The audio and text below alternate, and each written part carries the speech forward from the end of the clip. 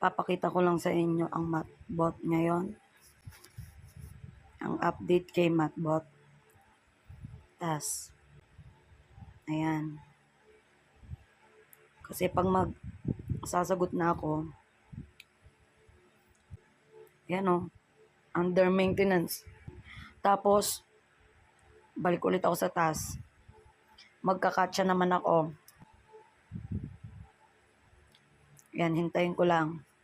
U, P, H, X, G.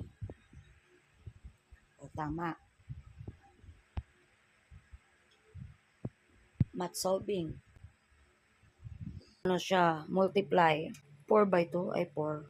3 times 790. 345. 230.